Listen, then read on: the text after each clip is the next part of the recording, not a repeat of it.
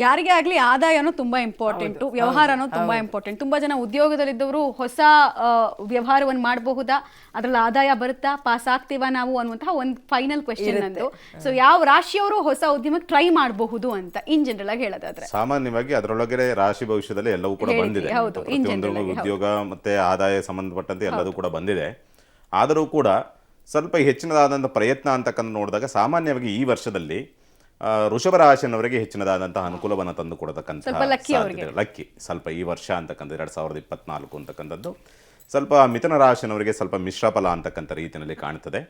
ಇನ್ನು ಮೇಷರಾಶಿನವರಿಗೆ ಹೊಸ ಪ್ರಯತ್ನ ಅಂತಕ್ಕಂಥ ನೋಡಿದಾಗ ಉದ್ಯೋಗ ಸಂಬಂಧಪಟ್ಟಂತೆ ಪ್ರಯತ್ನ ಮಾಡ್ಬೋದು ಅಥವಾ ವಿದೇಶಕ್ಕೆ ಸಂಬಂಧಪಟ್ಟಂತೆ ಪ್ರಯತ್ನ ಮಾಡ್ಬೋದು. ಉದ್ಯೋಗ ಯಾರು ಮುಂದುವರಿಸಬೇಕು, ಉದ್ಯಮ ಯಾರು ಮಾಡಬೇಕು ಅನ್ನೋದನ್ನ ಹೇಳಿದ್ರು ಅವರು. ಇನ್ನು ವೈಜ್ಞಾನಿಕವಾಗಿ ಒಂದು ಕೇಳ್ಬಿಡೋಣ, ಅದೊಂದು ಬಿಟ್ಬಿಟ್ವಿ. ರಾಜಕೀಯವಾಗಿ ನೋಡಿದ್ವಿ, ಆರೋಗ್ಯವಾಗೂ ನೋಡಿದ್ವಿ, ಆರ್ಥಿಕವಾಗೂ ನೋಡಿದ್ವಿ. ಆಲ್ರೆಡಿ ವೈಜ್ಞಾನಿಕವಾಗಿ ಬಹಳ ಮುಂದೆ ಬಂದ್ಬಿಟ್ಟಿದೆ ನಮ್ಮ ದೇಶ. ಮುಂದಿನ ವರ್ಷನೂ ಈ ವರ್ಷದಲ್ಲಿ ಏನು ಸಿಹಿ ಸುದ್ದಿ ಕೇಳಿದ್ವಿ ಹಾಗೆ ಕೇಳ್ತೀವ ಗುರುಗಳೇ? ಖಂಡಿತವಾಗಿಯೂ ಟೆಕ್ನಾಲಜಿಯಲ್ಲಿ ತುಂಬಾ ದೇಶವೂ ಕೂಡ ಮುಂದುವರಿತಾ ಇದೆ, ಪ್ರಪಂಚವೂ ಕೂಡ ಮುಂದುವರಿತಾನೆ ಇದೆ. ಹಾಗಾಗಿ ಎಲ್ಲವೂ ಕೂಡ ಒಳ್ಳೆಯದೇ ಆಗುತ್ತೆ. ವಿಜ್ಞಾನಿಗಳಿಗಂತೂ ಖಂಡಿತವಾಗಿ ಈ ಒಂದು ವರ್ಷ ತುಂಬಾ ಸೂಪರ್ ಆಗಿರುತ್ತೆ, ಚೆನ್ನಾಗಿರುತ್ತೆ. ಎಸ್, ನಾವು ಕೂಡ ಅದೇ ಆಶಿಸ್ತೀವಿ. ಕೊನೆಯದಾಗಿ 2024 ಬಗ್ಗೆ ಏನು ಹೇಳ್ತೀರಿ? 2024 ಸಿಹಿಯೂ ಇರುತ್ತೆ, ಕಹಿಯೂ ಇರುತ್ತೆ. ಇದು ಪ್ರತಿ ವರ್ಷವೂ ಕೂಡ ಇದ್ದೇ ಇರುತ್ತೆ. ಆದರೆ ನಮ್ಮ ನಿರೀಕ್ಷೆ ಹೇಗಿರಬೇಕು ನೋಡಿ, ಕರೋನಾ ಬಂದಿರತಕ್ಕಂಥದ್ದು ಕೆಲವಷ್ಟು ಜನರಿಗೆ ಲಾಭವೂ ಕೂಡ ಆಗಿದೆ, ಇನ್ನು ಕೆಲವಷ್ಟು ಜನರಿಗೆ ಸೋಲಾಗಿದೆ, ಕೊಟ್ಟಿದೆ, ಬುಡ ಮೇಲ್ ಮಾಡಿದೆ ಅವ್ರ ಜೀವನ. ಅಲ್ಲ, ಈಗ ಹೆಂಗ್ ಕೇಳ್ತಿದ್ದೀರಿ ನೀವು ಅಂತಂದ್ರೆ ಸಕ್ಕರೆ ಒಳಿತ ಕೆಟ್ಟದ ಅಂತ ಹೇಳ್ತೀರಿ. ಯಾವುದನ್ನ ಎಷ್ಟು ಉಪಯೋಗ ಮಾಡಿಸ್ಕೋಬೇಕು ಅಷ್ಟೇ ಉಪಯೋಗ ಮಾಡ್ಕೊಳ್ಬೇಕು. ಇನ್ನೊಂದು ಸಕ್ಕರೆ ತಿನ್ನಕ್ ಸಿಹಿ, ಆರೋಗ್ಯಕ್ಕೆ ಒಳ್ಳೇದಲ್ಲ. ಅದಕ್ಕೋಸ್ಕರ ಶಾಸ್ತ್ರದಲ್ಲಿ ತುಂಬಾ ಸುಂದರವಾದಂತ ಒಂದು ವಾಕ್ಯ ಇದೆ, ಅನುಕೂಲಕರಂ ಸುಖಂ ಅನಾನುಕೂಲಕರಂ ದುಃಖಂ ಅಂತ. ಅನುಕೂಲಕರವಾಗಿದ್ರೆ ಎಲ್ಲವೂ ಕೂಡ ಸುಖದ ಉದ್ಬೋಧನೆಯನ್ನೇ ಕೊಡುತ್ತೆ. ಅದೇ ಅನುಕೂಲವಾಗಿರತಕ್ಕಂಥದ್ದು ಅನಾನುಕೂಲತೆ ಉಂಟಾದ್ರೆ ಅದೇ ದುಃಖವಾಗುತ್ತೆ. ಅಲ್ವೇ, ಒಂದು ಹೊಸ ವೆಹಿಕಲ್ ತೆಗೆದುಕೊಳ್ತೀವಿ, ತಗೊಂಡು 2 ದಿನಕ್ಕೆ ಆಕ್ಸಿಡೆಂಟ್ ಆಗ್ಬಿಡ್ತು ಅಂದ್ರೆ ಅದೇ ದುಃಖವಾಯ್ತು ಅಲ್ವೇ.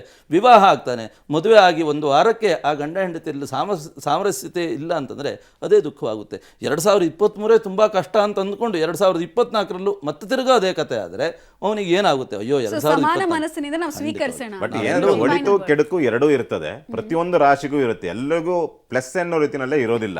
ಒಂದ್ ಕಡೆಯಿಂದ ಸಾಂಸಾರಿಕ ಸುಖವನ್ನ ಕಿತ್ಕೊಳ್ತದೆ, ಒಂದ್ ಕಡೆಯಿಂದ ಸಾಂಸಾರಿಕ ಸುಖವನ್ನ ಕಿತ್ಕೊಂಡ್ರೆ ಇನ್ನೊಂದ್ ಕಡೆಯಿಂದ ದುಡ್ಡನ್ನು ಕಿತ್ಕೊಂತದೆ. ಈಗ ಮದುವೆ ಆಗ್ಬೇಕು ಅಂದ್ರೆ ದುಡ್ಡು ಖರ್ಚಾಗಬೇಕು, ಹೀಗೆ ಒಂದ್ ಕಡೆಯಿಂದ ನಷ್ಟ, ಒಂದ್ ಕಡೆಯಿಂದ ಲಾಭ. ಅದಕ್ಕೆ ನಮ್ಮ ಸನಾತನ ಧರ್ಮದಲ್ಲಿ ಅದಕ್ಕೋಸ್ಕರ ಬಹಳ ಸುಂದರವಾದಂಥ ಧರ್ಮ ಅಂತ ಹೇಳೋದು ಅದಕ್ಕೋಸ್ಕರವಾಗಿ ನೋಡಿ, ಯುಗಾದಿಲಿ ಇನ್ನೇನೂ ಹೇಳಿಲ್ಲ, ಬೇವನ್ನೂ ಇಟ್ಟರು, ಬೆಲ್ಲವನ್ನು ಇಟ್ಟರು, ನಿನಗೆ ಯಾವ್ದು ಬೇಕೋ ಅದನ್ನು ಆಯ್ಕೆ ಮಾಡ್ಕೊ, ಅಥವಾ ಎರಡನ್ನೂ ನೀನು ಸಮಾನವಾಗಿ ತೆಗೆದುಕೊಳ್ಳಿ. ನೋಡಿ, ಕೆಲವರಿಗೆ ಹಾಗಲಕಾಯಿ ತುಂಬಾ ಸಿಹಿಯ ಉದ್ಬೋಧನೆಯನ್ನು ಕೊಡುತ್ತೆ, ಇನ್ನು ಕೆಲವರಿಗೆ ಹಾಗಲಕಾಯಿ ಮಾತ್ರ ಬೇಡಪ್ಪ ಅಂತ ಹೇಳ್ತಾರೆ. ಅಂತಂದರೆ ಕಹಿಯೂ ಕೂಡ ಕೆಲವೊಂದು ಸಂದರ್ಭದಲ್ಲಿ ಸಿಹಿ ಆದೀತು, ಸಿಹಿಯೂ ಹೆಚ್ಚಾದರೆ ಅದೇ ಸಿಹಿಯೂ ಕಹಿ ಆದೀತು. ಹಾಗಾಗಿ ಎರಡನ್ನೂ ಕೂಡ ಸಮಭಾಗವಾಗಿ ತೆಗೆದುಕೊಂಡ್ರೆ ಪ್ರತಿ ವರ್ಷವೂ ಕೂಡ ನಮಗೆ ಹೊಸದಾಗಿ ಕಾಣಿಸುತ್ತೆ, ಹೊಸದಾಗಿ ಇರುತ್ತೆ, ಎಲ್ಲವೂ ಕೂಡ ಒಳಿತಾಗಿ ಕಾಣುತ್ತೆ.